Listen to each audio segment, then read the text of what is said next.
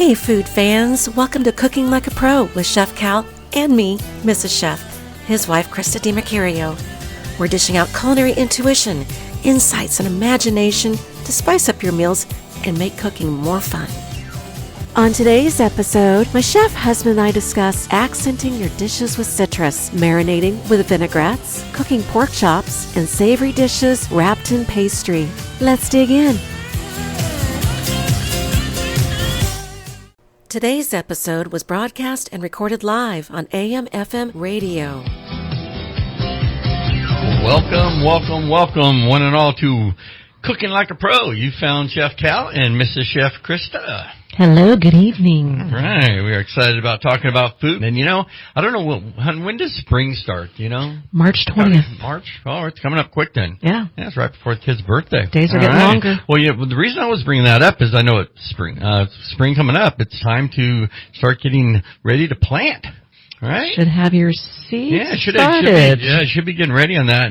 And I always recommend starting with your herbs. I like to get, but your hardy herbs, your rosemary and your thyme. And of course, you always need to have a Baylor tree or plant. They grow into a tree. Our Baylor is taller than I am. Not that I'm real tall, but anyway, hey, herbs just such a great way to flavor and season, and just think about that time of year when you're able to add the freshness and that brightness to whatever it is you're cooking.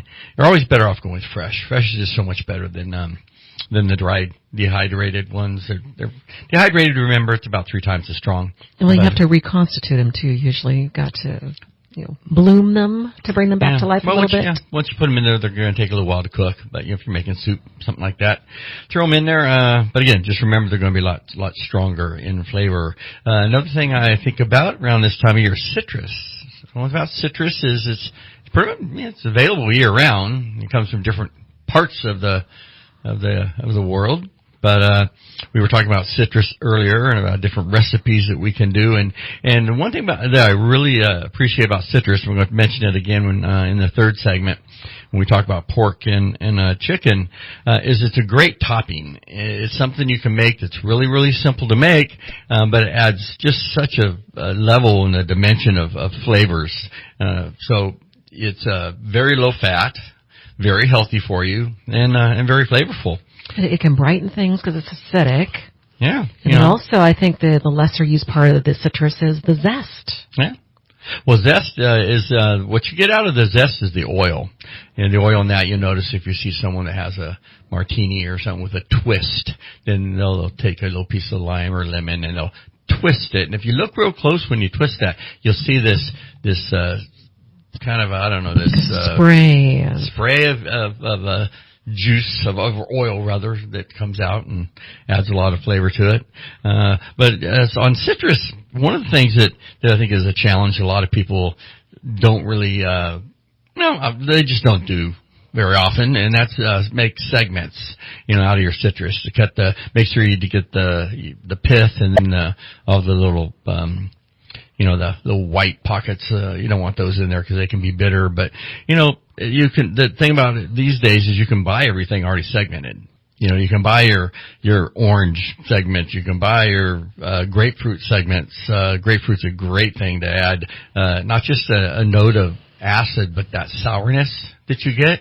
And it can cut through a lot of fat. Also, with the sourness, you can counter that with salt. Salt will take care of bitterness. I was kind of thinking, because we were talking off air about salmon, and that was just one of those things that salmon, because it has high fat content, can be what some people will describe as being fishy. It shouldn't be fishy. If it's fishy, there's something wrong with it.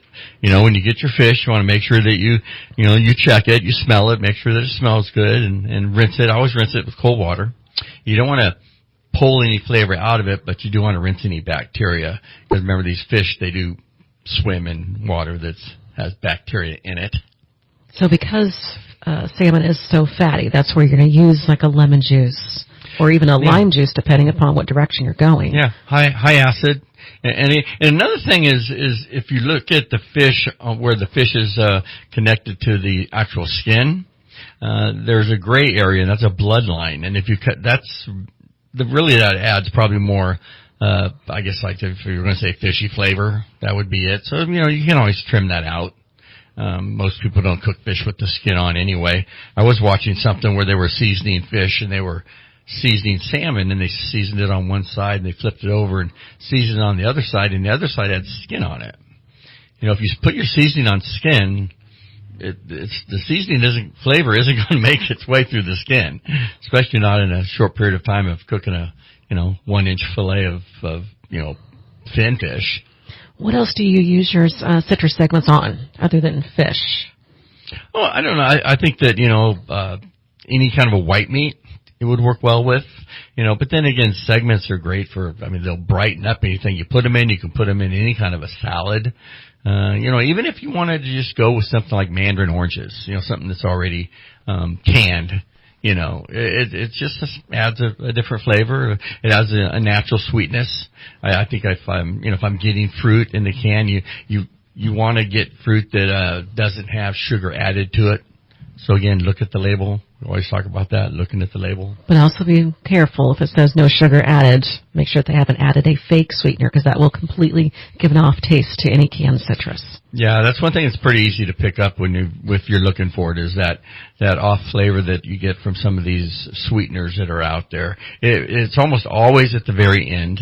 And it's always generally for me, it's always towards the back of my throat, and that's where I taste that, kind of that off flavor. Sometimes I guess I would describe it kind of almost chemical. Yeah. So, I wanted to mention, since we're not really on a topic here and we're bouncing all over the place, were those little chocolate treats that you made? Those were delicious. I took what was in the cabinet. I had some Skippy peanut butter, and then I ran and grabbed a really dark chocolate bar. Actually, it was a Hershey's Special Dark. And I melted it in the microwave, melted the chocolate bar in just a Pyrex cup. Then I had the little mini, what are those little cups? Paper cups. Little paper cups like you would use a muffin cup. Yeah, muffin. But they're the little ones. Mm-hmm. And then I poured the chocolate in there, let it cool just a little bit till it wasn't runny, put in a little dab of peanut butter. Oh. Poured a little bit more of the chocolate over the top to seal it in, and immediately pressed in some roasted salted peanuts. Well, one thing I was thinking about, maybe a little bit of that Celtic salt on there. A little bit of sea salt. I could add that, but since it was a roasted salted peanut, I didn't want to go too far until we tested them and see how it came out. Yeah, well, it came out great. And I think, sometimes it just takes a little ingenuity. You look around and see what's the counter. I know, matter of fact, I've seen that they came out with a peanut butter that has chocolate in it now. Yes, and I picked some up. It is you did? Jif. Yes. Was it hiding? I didn't see it. It's in the cabinet. Okay. Just haven't popped it open yet. It's not in the just set aside just for you, is it? No, it's not hiding. It's right next to the other peanut butter. Well, I'm excited about trying that. I guess I would probably, I don't know if it'd make a very good sandwich, but man, it should sounds good. We'll give it a shot. We'll see what it tastes like. Pick up some celery on the way home, but I don't know. Back to citrus. Yeah. Lime, the lesser I think used citrus. Well, especially in America, I think lime is more popular down in Central America, in maybe Mexico. in some of the Asian countries, and perhaps. But the thing about lime is that the lime is really more sour. You can get some sweetness out of lemon. You can definitely get sweetness out of oranges. But if you're using lime, then you're definitely going in the direction for something that's going to be sour. Well, lime definitely goes well with tequila. Tequila, yeah. So if you're going to make a tequila lime marinated chicken, how would you do that? Well, probably wouldn't be able to do it in the 30 seconds we have left before the break here, but I actually have a great recipe for a tequila lime sauce. It kind of breaks my rule though, because I try to keep my list of ingredients down to like 4 or 5, so it doesn't get too complicated. This one, I think it's got 15, 16 different ingredients in it, so we'll have to talk about that one. It is a great sauce, so. But anyway, we'll be coming back just a moment. We're going to take a break. I appreciate you being here at Cooking Like a Pro. We will be back in just a moment. One of the things when I think about salad dressings that really pops in my mind, because mostly it's obviously in the title, it says salad, but it works as a great marinade. Especially an oil vinaigrette. If you don't want to make your own, oil vinegar dressing probably has a shelf life of a couple of months or so, maybe more, I don't know. But, look at the bottle. But, have some on hand in your fridge, use it as a condiment. But the one thing about a marinade is you want whatever it is that you're marinating, you want that to to really absorb the marinade. And you do that by breaking down the connective tissue. So you get yourself a mallet and with some little dimples on it and just kind of break the skin of the chicken breast or pound out the pork. And then when you marinate it, it's going to suck that marinade in. Much better, much better. Well, speaking of the tequila lime vinaigrette, if you don't want to do the big long list one from scratch that you make, one we used to make was just to take our house vinaigrette and add some tequila and some lime to that. Just a simple upgrade. Yeah. I mean, it's great. We just talked about using it as a dressing in a marinade.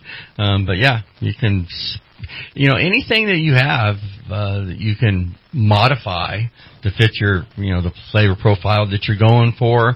Try to think about the protein that it's going to be paired with and how that might, work. Are these flavors going to be fighting one another? Another thing is you don't want, the money that you're paying whether you're cooking at home or you're going out to eat is for the protein. And so you want to taste the protein. If you're eating, fish and chips, for example, and all you taste is tartar sauce, well then, it's kind of defeats the purpose of, because what you're paying for is the fish. I mean, it's no different than putting, something overpowering on ketchup on a fillet or something like that, or ketchup with any meat. Like ketchup with probably anything. So what do you want to marinate?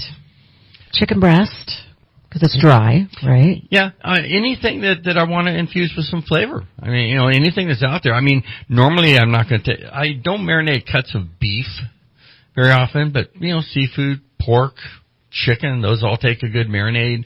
Of course, salmon or any kind of fin fish, halibut, cod, are all going to be fish that will absorb marinades really, really well. And sometimes you may not even want to use that and just use that as a basting agent.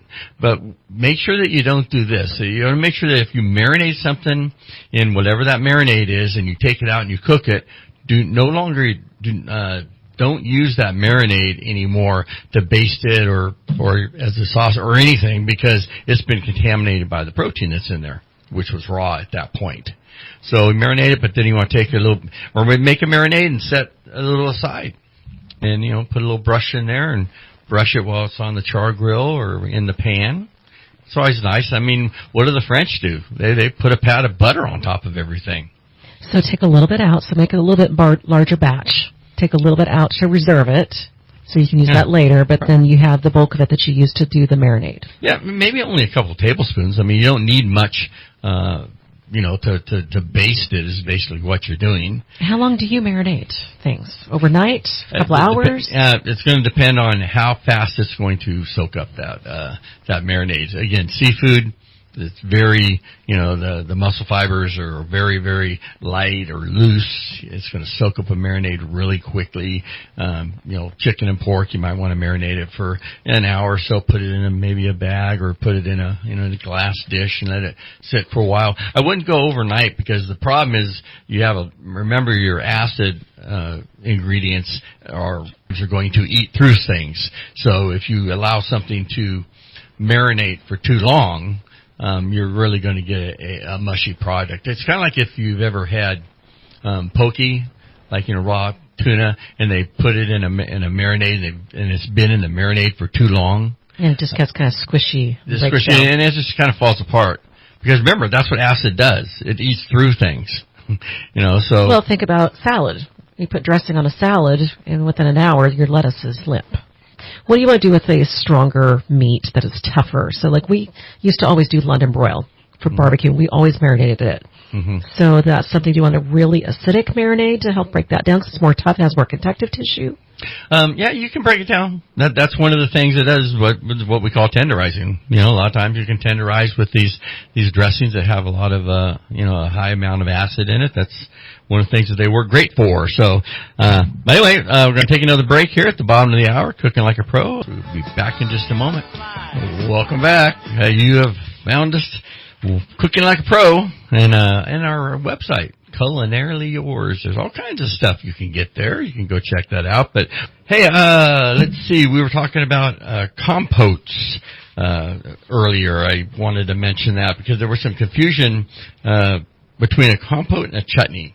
Now, they're pretty much about the same thing, and what they basically, if you think about it, it's almost like where like a jelly doesn't have any chunks in it, where a jam does. Kind of think of it along that line. So it's chunky pieces of fruit. We actually do a really fun one with apples, which goes great with pork. We're going to talk about pork and chicken, and it goes great with both of them. But the thing that you add to it is usually just a little bit of acid. Always, it just helps kind of brighten it up. But you can take your apples and saute them up in some butter until they get nice and tender. Also, a little bit of diced onion works great in there. Then really it's just sugar, water, and then whatever your spices are. When I think of apples, I think of cinnamon, nutmeg, kind of those warm winter flavors. Now, this is for a chutney. Yeah, this is for a compote. Compote. Yeah. But again, well, it could be a chutney too, because remember, they're both basically the same thing, except a compote is served warm, where a chutney is served either cool or cold. So it just kind of depends on what you're going on, what you're using it. I mean, for example, you take this same apple compote and you want to put it on a nice thin, fresh baked pork sandwich. Well, then you would serve it cool. It would fall into the category of chutney, and chutneys almost always have a little more acid in it. So there's a little more of a tang or twang to it. Where a compote served warm, let's say you did, like pork chops and applesauce kind of a thing, but instead of using applesauce, you just use this kind of warm, apple sauteed, walnuts. You could just kind of think about those earthy flavors that would go well with it. So they have more of a texture than applesauce. Mm-hmm. Yeah. Well, no. Well, than applesauce, yes, but that's why I'm just saying it as a, as an alternative to go on there instead of using applesauce.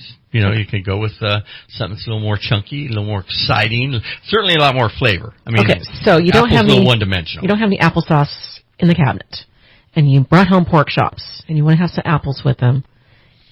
So you would grab an apple out of your off your tree, or of your fruit bowl. You've got some apples. Mm-hmm.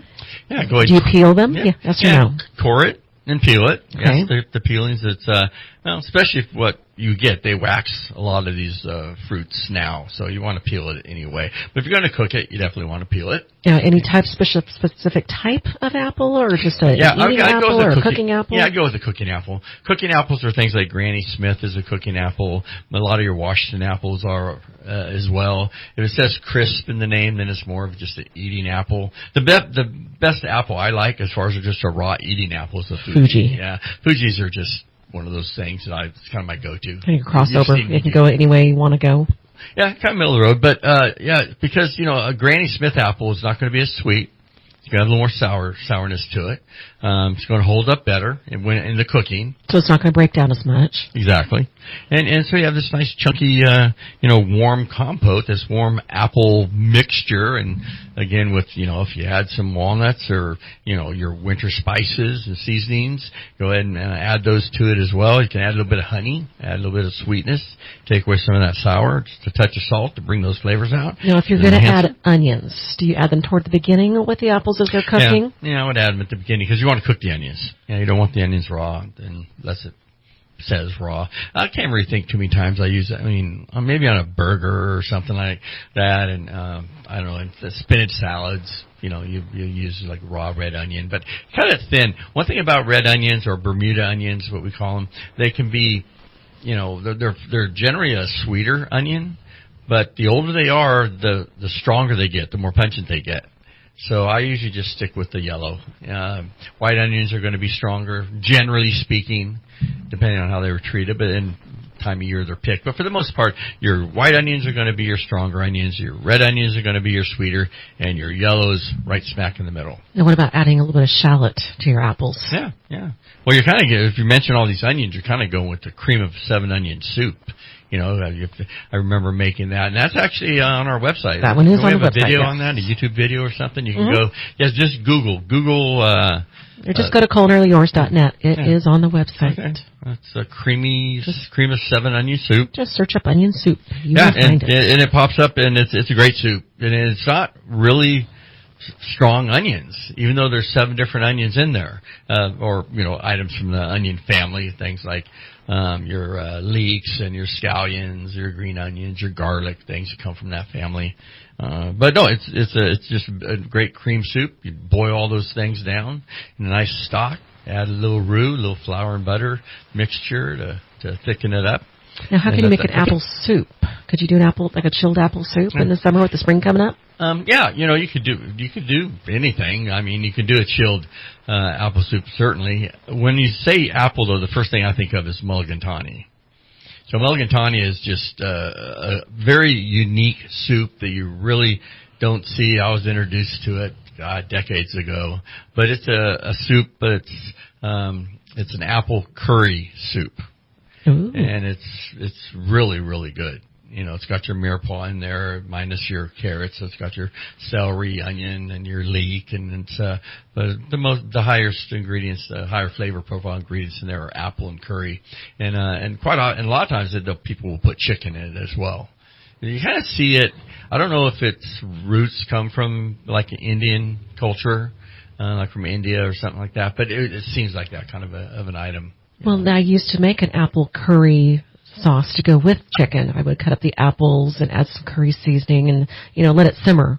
Let the chicken simmer in that. Cook down, put a little water, a little broth in there, a little vegetable stock or something, and allow it to kind of cook down so it has a little bit of moisture to it.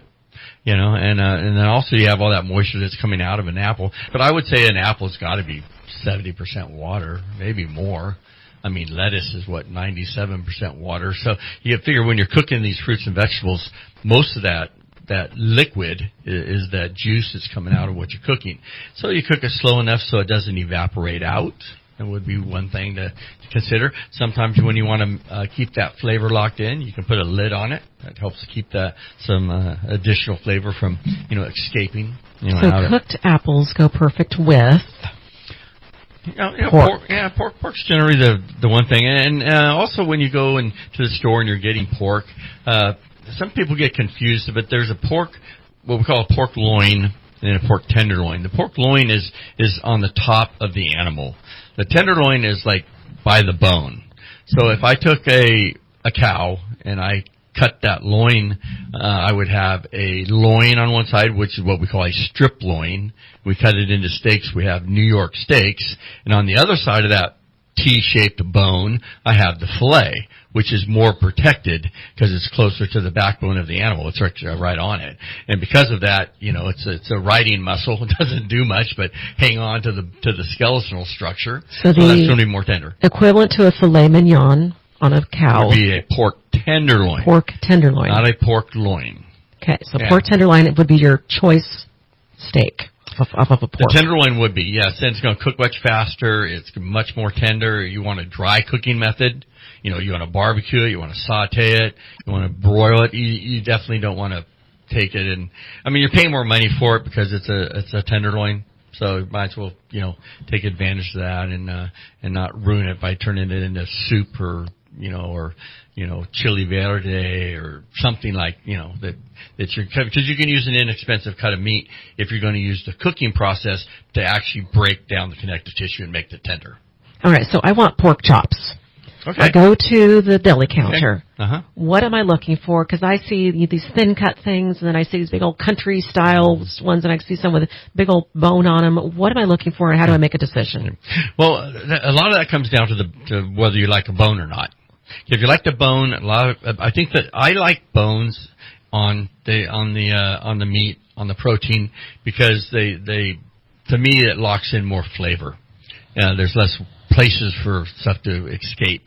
But I like picking up a pork chop bone and kind of chewing the meat off of that. But it is going to take longer to cook, that meat that's next to the bone. So make sure you check the internal temperature of pork. You want it, 155, 156 and rising, because you want to get to 160.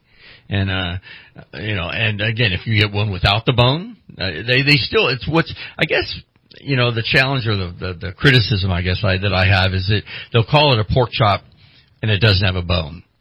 And to me, if it says pork chop, it should have a bone. I don't know if that's old-fashioned, but sometimes they'll take the loin, and I would call it a loin chop before I would call it a pork chop, because it doesn't have the bone. I think everything seems to think that steak refers to beef and chops refers to pork. Yeah. That's just kind of the way I think. Well, yeah, I would agree with that, because, you don't have a ribeye steak that has a bone in it and call it a ribeye chop. I guess maybe you could have, but you don't normally hear that. But pork goes great. with just about, I mean, when we're talking about the loins, again, we're talking about those dry cooking methods. So they, if you're going to barbecue something, again, that apple compote would be a great addition to it. And then also remember, you always want to remember that you want a complete meal. Right? A complete meal means that you got a protein, and then you also have a couple of other things that go with that, right? Usually potatoes is what I lean towards, like a scallop potato. Or starch, yeah. And then the last thing is the vegetable. So you got your pork chop with your apple compote. What are you going to do for a side on that? Like I said, I usually do a scallop potato. You know the first thing I think of? I don't. Yeah. Oh, sure you do. I think of a nice polenta. Nice, like a blue cheese polenta. Which we just posted on our podcast a couple weeks ago. Yeah, we posted that one. Salmon. And it is actually up on the website. The recipe is on the website. Oh, yeah. Go to culinaryyours.net. Yeah, and you can search that. You can pop in Chef Cal. Eventually you'll get there. Culinarily Yours will get you there fastest. But yeah, because when I think of pork, I do think of something softer. I don't think of, an appropriate starch wouldn't, be a baked potato. That'd be something to use for beef. I probably wouldn't use a grain, because a grain would be something I'd generally use for seafood. If I had a nice grilled salmon dish, then maybe I would go with couscous. Or polenta or some other type of grain, maybe a wheat berry, or some of these grains can be a little stronger. So you want to make sure that you balance those. If you're using wheat berry, then maybe it's also mixed in with a pilaf of rice with some vegetables or something. And then as far as a vegetable, when I think of pork chop, and if I had a nice couscous or polenta on the side, I think of something kind of soft like a cream spinach. To me, something like that would go well. Peas, of course. I don't really think of root vegetables, but I do think of, again, what's in season. And I've always been a steamed spinach guy. I come from years of watching Popeye. I don't even think they have Popeye anymore. Not anymore. People probably don't even know what I'm talking about when I say Popeye. Popeye and saute with, with some olive oil, or what was her name? Olive oil. Was it olive oil? Yeah. Oh. Or olive. Olive. Back to the pork chops one more time. Sure. Especially the thicker cut pork chops. Because sometimes you get the little skinny ones. They're like half inch. Then you get these big old thick country pork chops. Now something you taught me was to sear it first. Mm-hmm. Season it, sear it first, and then finish it in the oven. Yeah, season first. You're right. And then get a nice sear on it in a pan. And then I would sear it in a pan that can go in the oven. You don't want something that has a handle that would melt. So sear it and pop it straight in the oven. So carbon steel, cast iron. Yeah. Have your oven heated up. Your pan is heating up on the stovetop as you're searing it. So that's ready to go. Then just go straight in to finish until you get to 155 and rising. Yeah, and I'd probably even deglaze it a little bit, depending on what, maybe some marsala or it could be water. It could be, depending on what the final product's going to be. You could use orange juice. If you're going to use an apple topping, like we've been talking about, an apple compote, or if it's cool, an apple chutney, maybe you deglaze it with apple juice. Because you're just getting more flavor into it. Mm-hmm. If you got an apple type pork dish, then how many places can you put apple into it? And then how would you take care of the little skinny guys, the little skinny pork chops? Season them and just real quick. Those are like breakfast steaks, right? Pork. I like a little pork chop for breakfast. So I would not finish those out in the oven because they're just going to go so quick. Oh yeah, those are the little ones they got. Again, you can't. I think they're called like medallions or something like that. Yeah. Well, usually a medallion, for me, when I have a medallion, it means that it's been pounded out. But they're cut real thin. They call it kind of like in scallop, and kind of like a scallopini, where you cut beef fillet really thin and make a beef scallopini. The same idea as like with a veal scallopini. Those are items that are generally can be pounded out. And would you ever pound out a pork? Oh yeah. Yeah, if it was thick, and what am I going to do with it? How am I going to cook it? Do we want dinner in 45 minutes because we're leaving to go somewhere, or is it something I can slow roast and develop more flavor? So last thing, real quick, if you want to do a pork cutlet and you wanted to have it breaded, how would you do that? Yeah, flour, egg, and panko. Yeah, flour, egg, panko. Hit it in a nice hot pan. Make sure the pan's hot so remember, you don't want it to soak in the oil. You want that nice crisp, finish on it. Flip it over. And again, you're talking about something that's probably a 1/4 inch thick. By the time it's browned on both sides, it's done. And anytime you see the juice coming out of something, then you know that it's reached medium as well. So always a good trick to know. So we'll be back in just a moment with our final segment here at Cooking Like a Pro. Again, Chef Cal, Mrs. Chef Christa. Back in just a moment. Back Cooking Like a Pro. All right. Well, we appreciate you tuning in and listening to us for all the segments here. It's always nice when you sometimes get questions from people as well. It gives us something else to chat about, because we do want to make sure that this show is interesting to use. We just kind of very much come up with food and things related to food. And I know we were talking earlier about a recipe that I did with a halibut dish. Now, we've talked about this particular dish before, but it was cooking with puff pastry. Back on episode 6 of the podcast. Boy, that's good if you can remember that. What were we, like episode 35 now or something? 20. 30. Yeah, we're getting around 30, somewhere around 30. Oh. If you've ever heard of a dish called beef Wellington, it's very popular. That has kind of a puff pastry. Well, I would say that's more of a pie dough. Remember, pie dough, the difference between your pie dough and your puff pastry is your puff pastry is folded over many more times with butter. And when you fold it over, it gets real flaky. That's what causes, as that butter cooks and vaporizes, it rises up and you get all those little nooks and crannies and flakes and layers, I guess be the best term. But it's, So puff pastry is kind of the cousin to a croissant. Yes. Yeah. They would use, I don't even know that I'd say they were cousins. I'd say it's the same thing. If you took puff pastry and just cut it in a triangle, rolled it up, and put a little twist on it, make it a little, upside down smile. It would puff into a croissant. Yeah, you've got a croissant. Now, traditional croissants, from the French standpoint, they may add more butter, have more layers, so maybe it's the same dough, but it's folded over more times. And remember, when you take dough and you put a layer of butter on it and you fold it over, every time you fold that, it just, it's 2 layers, and it's 4 layers of butter, then it's 8, then it's 16, then it's 32, and so you just get more and more layers. Now, on pie dough, you don't have that at all. No. Yeah, pie dough, you don't have that. So there are certain things that you'd use, pie dough. Like if I was making a chicken pot pie, I'd use pie dough versus a puff pastry, because it's more sturdy. Yeah, it's not as nearly as delicate as something like a puff pastry. It's kind of like if you're doing a tart, you'd use a pie dough, any kind of a tart, whether it's sweet or whether it's savory. A savory tart. We used to do a blue cheese and fig tart with balsamic. That was more of an appetizer dish than you really wouldn't have something quite that with a flavor profile quite that high for something like dessert, because it has a lot of acid in it and sourness. So you go to the refrigerator section at the store. Yes. And you can either get puff pastry, usually like Pepperidge Farm or something sells that, or you can get a pie dough, like a fold-out pre-made pie dough. Yeah, you can get any dough you want. Now, you can use those in savory applications. I mean, usually you consider those for sweet applications, but we're talking savory dinner type applications. Yes. Wrapping things with it. Yeah, and also don't forget phyllo. Phyllo is one that goes great. I've wrapped all kinds of product in phyllo. Remember, anytime you're cooking a protein, a seafood, whatever it is, a bacon filet mignon, turning it into a Wellington, you're enclosing all of that flavor. There's no place for that flavor to escape to. So because you're doing that, you're going to have a dish, a final product that's going to have more flavor. So wrapping it in phyllo dough. Phyllo, we used to do phyllo wrapped salmon was one of the dishes we had on the menu. But my favorite dish for phyllo is baklava. You just can't go wrong with it, of course. It's dessert, and it's overly sweet. It's a Greek dessert. Actually, they have it in more places than just Greece. You can, find it readily available in Italy and probably other places as well, maybe Spain.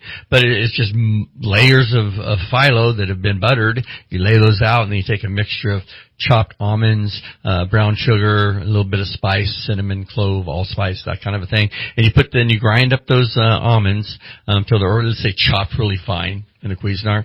Put a layer of those on your buttered phyllo. Put another piece of phyllo on top. Another layer, another piece of phyllo. And you want about 5 layers. And you want about 3 to 4 layers of phyllo for each layer. Then when you get done and prepared, ready to cook, go ahead and take a fork. I use what's called an ice shaver. It's what I use when I make ice carvings. And you just poke a bunch of holes in the top of this pastry before you cook it through the phyllo, and then you pour the whole thing, pour caramel sauce over it, and you bake that off. Or you can bake it off first and then put the caramel afterwards. But either way, it's just solid sugar.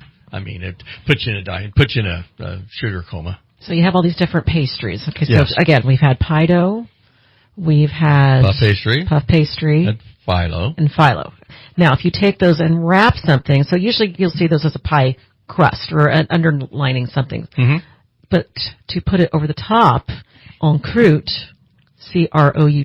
that's you're basically creating a crust above an item, correct? Yeah. Well, look at brie. You know, brie cheese is something you see baked, wrapped in phyllo all the time. I mean, you could do it in puff pastry. I don't think I'd do it in pie dough. I think that'd be a little too dense.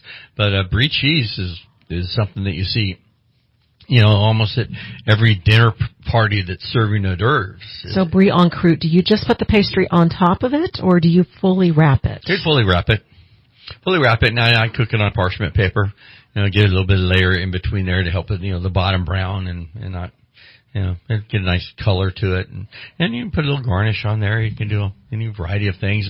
And then something like that, you'd probably go back to, remember we were talking about chutneys and compotes in the last segment, but maybe take out the apples and put in, berries, whether it's fruit, blueberries, any kind of cranberries, any kind of a berry, because that's going to add that sweetness to it. And you've already got the brie, which is giving you all the creaminess, and then you've got the pastry.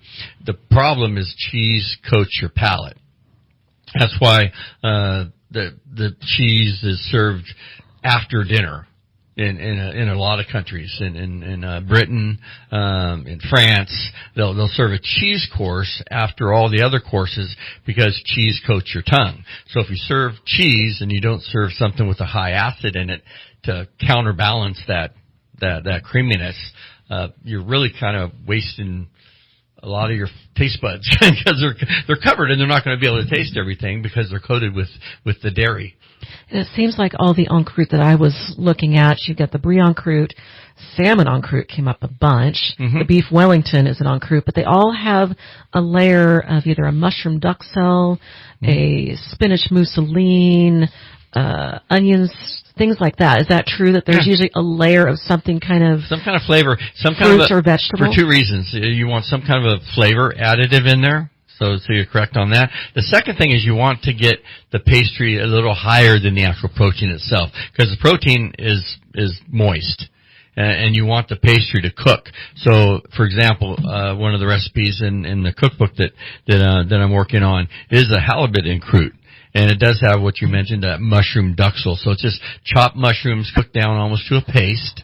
They can be a little chunky. They coat this paste on top of the halibut, of the fillet of the fish, and then wrap that in puff pastry. And that mushroom duxelle will keep that pastry up and will allow it to brown and to crisp up, where if it was just wrapped on the fish, it would get soggy. And that's where beef Wellington, the crust isn't straight on the beef. No, usually there's spinach, and then they use a mushroom duxelle on beef Wellington as well. How do you wrap a beef Wellington to get it completely covered? Plastic wrap. And get it really pressured? What I would do is you make a wrap out of it. So let's say you're making a mushroom duxelle. You chop all these mushrooms, you saute them, you season them, you add a little bit of cream, and you turn this into a paste. Then you take a piece of plastic and lay it out on the counter, and then you spread this duxelle over it real evenly. And then you put a piece of plastic on top of it, and then you can press it out with your hand, you can roll it out with a rolling pin, but you have this nice thin layer of whatever the size is. Let's say maybe it's 10 inches by 12 inches across by just, an eighth of an inch thick of this. Basically, think of it as like a mushroom flavored pliable cardboard thickness kind of a thing. No, wait, do you put the pastry down first on the plastic? And right now, no, because right now you want to wrap. You want to prepare the duxelle to wrap around the beef. Okay. Right? And again, sometimes I'll do spinach also, but then you wrap the mushrooms around. So it's in this pliable plate or layer of mushrooms. You season and sear your meat off. So you get some of those juices out of there that might get it soggy. Lay it out on your mushroom duxel and take the top piece of plastic off, of course, and then use that plastic to roll it. So now you've got this beef encased with this nice layer of mushrooms. And then your pastry goes on top of that. And the same thing, same manner of preparation. Lay out your pastry, set your beef with your mushroom wrapping on it, on top of your pastry, roll that around, seal it on the bottom, and bake it off till you get to your degree. You need to practice on that one because of the temperature of the oven. You want the thing about beef Wellington is you want this beautiful flaky pastry, but you want the beef cooked where you want it. That's what you don't want to overcook the right doneness for both of them. You practice. That's when you have to practice. And I'd say, probably, it depends because, that filet, how thick is it? The tenderloin towards the tail part is 2 inches, all the way down to an inch, and the other side goes from 3 inches up to 4. So it depends on where you're at. But whatever beef that you're using, trim that until it's the same diameter all the way across. So it's a cylinder. Yeah, so it's a cylinder shape, and then you're going to wrap that with this mushroom duxel, which you've laid out, allowed to cool. So it's really pliable, almost like paper. You're wrapping it around, and then once that's done, refrigerate it. I'd refrigerate it each time, and then pull out your pastry, set it on your pastry, and then roll it up in that pastry. Go ahead and seal it. You can put a garnish on top, brush it with a variety of things, butter. You can brush it with milk, whatever you would normally brush a pie top with, and then roast that off. And again, the goal is to get that beautiful brown, crispy texture on the outside and just that perfectly cooked filet on the inside, which is normally going to be right around medium, 135 degrees. So before going on to fillet or doing the filet, start with brie. Start with brie cheese. Practice wrapping that. Practice wrapping brie cheese. Yeah. And breaking that first. Yeah. But the Wellington, again, I would say that in a 450 degree oven, you want it to be a higher temp because you need a higher temp in order to be able to brown and cook the pastry. But you want a lot of heat in there to be able to make sure that the meat is cooking inside. So, again, it's something I'd probably practice. As long as the meat is the same trim, as long as the mushroom duxel is the same thickness, as long as the pastry is also the same thickness, and it's rolled up nice and tight, shouldn't have any trouble. Now, for our vegetarian friends, can you do a vegetable en croûte? Yeah, I don't know what you'd wrap it. As far as what you'd want to put inside of it. Like a roasted, let's say you want to do like some roasted carrots and potatoes. Roast some root vegetables and turn those into, some sort of a mush kind of a thing. Let that cool off. I'd put some binding agent in there, probably some eggs or something, maybe some panade or some breadcrumbs. Roll, get that in. You need to be a pliable mixture, and then set that on there, and then just go through the same process. So, anyway, hey, yeah, if you want a vegetarian Wellington, give it a shot. Give me a call and let me know how it turned out. Thank you so much for spending time with us. Until next time, we hope you'll be cooking up a storm in the kitchen. So we'll be with you again next week with food, flavor, and fun right here on Cooking Like a Pro podcast.